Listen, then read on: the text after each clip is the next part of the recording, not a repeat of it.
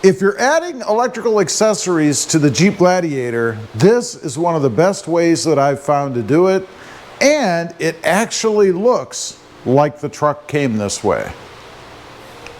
Today I'm going to be installing a new, at least new to me, way to control all the auxiliary lights and stuff that I've put on the Jeep Gladiator so far. Now, what I've got over here, it's from VoSwitch or VoSwitch. I'm going to go with VoSwitch. And it's a little unit that actually fits, and I've talked about this recently, but it fits in the grab handle in the Jeep Gladiator. It actually replaces this piece, and then it has little switches in it here that you can control up to 4 different accessories. Now, what I've got to do, I haven't looked at the install yet, but I have to pull the drive handle, or the grab handle, so I can gain access behind, and then run the wiring, I believe, underneath this cowl piece. So I'll probably have to pull this off, run the wiring down underneath so I can get to the battery over here, where I'll secure the unit itself. I think it screws on right here, and then connect it up to the ground and all that. And then I'll hook my wires into the unit so that switch will control them. Now, what I have at the moment are 2 switches that I had put in the knee pad, if you will, or the knee trim right down here. They're okay. I don't really dig those, and I may end up using them for future accessories if I exceed the 4 that this unit is going to cover, but I don't really like that setup. They're not as easily accessible, and right now they're wired so if they're flipped, they actually turn on. So if I were to hit them with my knee or something, they would come on. So let's take a quick look at what's inside the box. Let's see. I've kind of popped it open a little bit already. We've got some tie downs. Looks like we have a sticker. Got some tie downs and things in here. And then we have the switch itself, which I'll see if I can't pop out of here with one hand. This is the switch. And this thing is too cool. It's got the light bar, the lights, which I'll consider the ones in the rear, and then 2 auxiliaries, and a power switch to turn it on. I like that. It does not have to stay on all the time. I believe, if I recall, it is lighted. So it should be a pretty cool look. And then underneath we have the actual box here and the wiring and stuff that I'm assuming we're going to connect to the battery. I'll be interested to see how we actually connect the accessories in. So let's go ahead and get started. First step, of course, when you're messing with electrical, remove the negative terminal on the battery so you don't have any problems. All right, first up, we're gonna just release the covers to expose the screws underneath. You might be able to see up in there, right up in there, because we're gonna pull this grab handle off. Now, to do that too, you wanna make sure you remove the tweeter cover here. It just pulls up. It's held on by these little clips, pretty simple. I'd use a pry tool. The hardest one is right in the back corner there. Just stick your pry tool under there, twist a little, and it'll come up. These are 10mm bolts, I believe. So we're gonna go ahead and pull this so that we can get the wiring run underneath the hood. All right, we've got the unit just sitting up here for now. It's not fastened down. You have to run the control wire. This is what's gonna run to the little switch inside the Jeep. Now I'm going to do it a little differently. They tell you to loosen the windshield, tip it forward, do all this stuff. I'm not really into that. So I'm going to run it through the little grommet right down there. If you can see, let's see, I don't know if you can see the hole. Right below that foil is a hole. You can kind of see it right there. It has a cover that just pops off that looks like that. So I'm going to run it down through there, inside the cab, because that puts me right in the footwell right down here.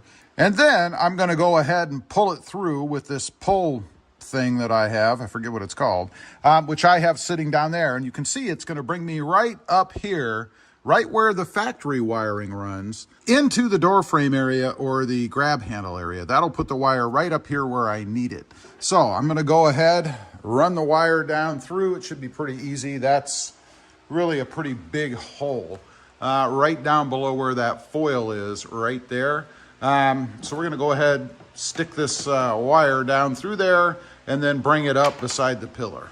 All right, success, and it was pretty easy.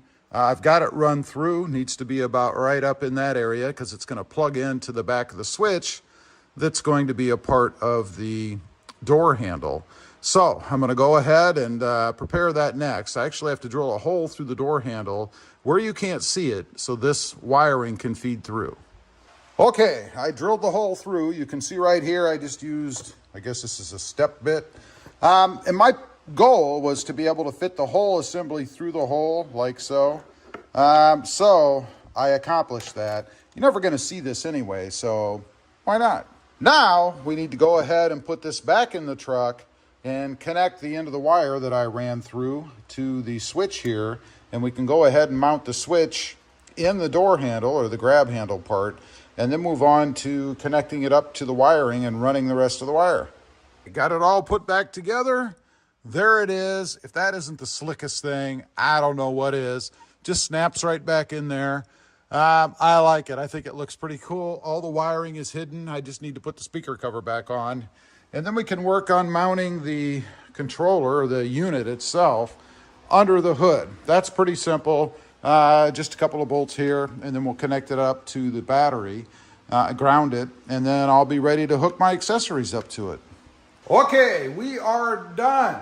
Everything is wired up, it's energized, and I have to say, I have to look, there's no smoke coming from anywhere in the engine bay, so I did something right, I think.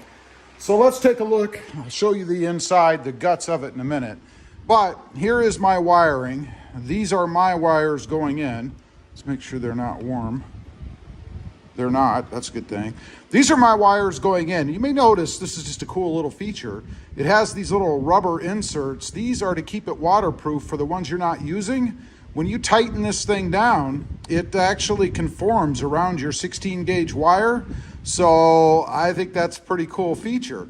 Now, let me show you the inside. Of course, it's all connected to the battery and all that stuff, but let me show you the inside, what it looks like. It's a pretty cool little setup, actually. There it is. There's the guts of it. And here are my wires you can see going in. And yes, I have the red on the positive and the black on the negative. That's always good. I have two other openings, if you will, so I can hook up more lighting, and I am going to hook up more lighting. And that's it. It is waterproof. It does have a gasket around the inside, and there's a little schematic, I guess, of what it looks like. But it just pops back on, and then you go ahead and put the ends down. I don't know if I can do that one hand. Let's see. Might be able to. Yeah, there's one. There's the other. So I was able to do it. Anyway, it's pretty cool. Let's take a look on the inside. I'll show you what the switch looks like.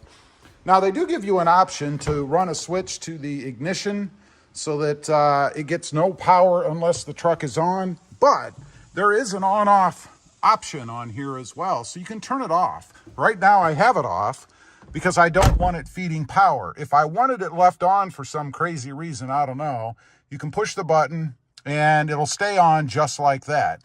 To operate your accessories, you simply push the button. Pretty darn cool. I love how that sits in here. And it's got to look awesome at night. Now, you can change the colors too, by the way. You can go to red, white, blue as it is. And I think there may be one more option. It's in the directions on how to do that. You just hold a couple things down and it'll cycle through. And you can also change the brightness if you don't want it to be so bright. Me, I kind of dig it.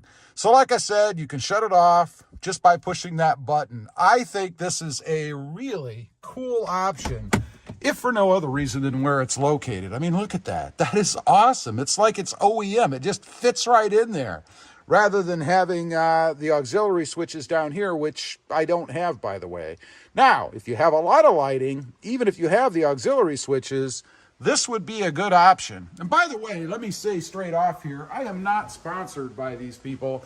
I just really like the product. And when I come across a product that I like, yeah, I kind of jump on board. Anyway, leave a comment. I will leave a link down below if you want to check out pricing and all that. But let me know what you think of this, and if you've ever seen it or if maybe you haven't. I'd be curious to know.